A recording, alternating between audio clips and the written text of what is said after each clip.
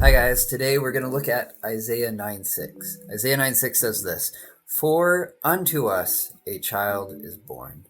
Now, Christmas has come and gone, right? This is January, yet this verse still rings in my head. The more I think about this verse, the more I get lost in what it implies. Because it's a familiar verse to hear, right? At that time of year, it gets spoken from the front of churches. It's read in Advent devotionals. It's sung in carols. You spend pretty much any time in any slightly Christian tradition during Christmas, and it's guaranteed to pop up in some place. For unto us a child is born. Even the way the Hebrew is written, it's so simple. It's ki yaled yulud lanu, right? Literally, because a child, he has been born to or for us. It's really almost musical to say. You have ki yaled, if I can say it, ki yaled yalud lanu, ki yaled yalud lanu. It has this like flow to it. It has deep nuances built in. The verb there, yalud, it's what we would call a perfect pual. Now that probably means nothing to you, but each of those words gives us some insight into this simple verse. Because first, it being a perfect verb, the perfect verb is usually used to state a simple fact, like the sky is blue, Argentina won the World Cup, a child has been born. It has happened. These are simple things, simple facts that have happened that are true. The pual is maybe the more interesting aspect. You see, a pual is the passive form of a verb that has been intensified. So like you could take a sentence that says like, I broke the plate. And if you intensified it, it would be, I smashed the plate. But then if you make it a passive form of that, you get, the plate had been smashed by me. Or the pual can also be used to show repeated actions that are also passive. So like, the plates have been smashed by me. That second nuance is usually the norm when you get to this specific form of the verb. For example, when we read that Eber had Yulad, two sons, right? He had multiple sons, which comes from Genesis 10:25. So, but taking a quick look, there are 4 other times besides Isaiah where this is not the case in the Old Testament.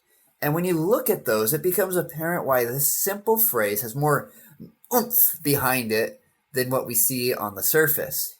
Because each time that this form indicates a single child, not multiple children, the birth has marked a significant event.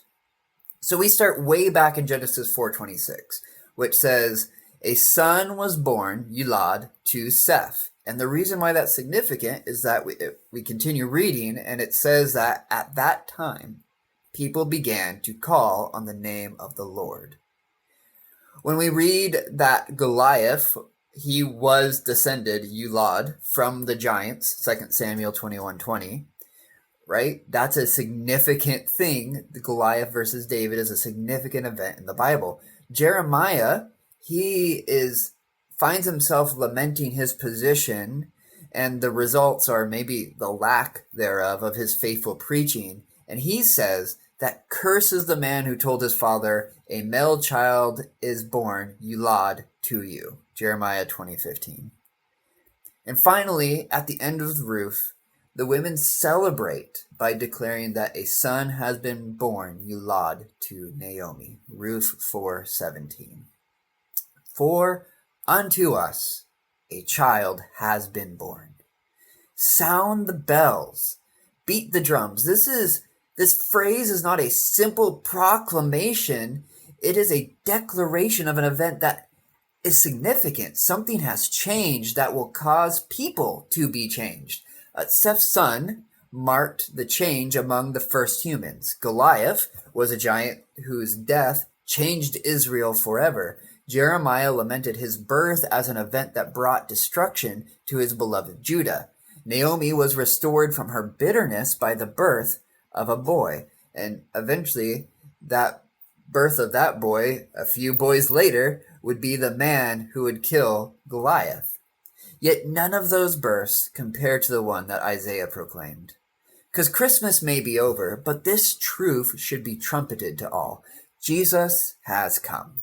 God has become human. The Lamb of God has taken away the sins of the world. The Lion of Judah has defeated death. And all because unto us a child has been born. Thank you guys again for watching. I'm trying to do this new thing, a little devotional once a week. If you would like to get a text form of this, you can join a newsletter that I started. Again, the newsletter is mostly for me to keep myself accountable. The link will be down below. Please like and subscribe if you haven't yet. And if you are here because you like to see me and my wife talk about the struggles of being a US person in the UK, don't worry, we're still going to be doing those videos as well. Anyways, thank you guys for watching, and I'll see you next time.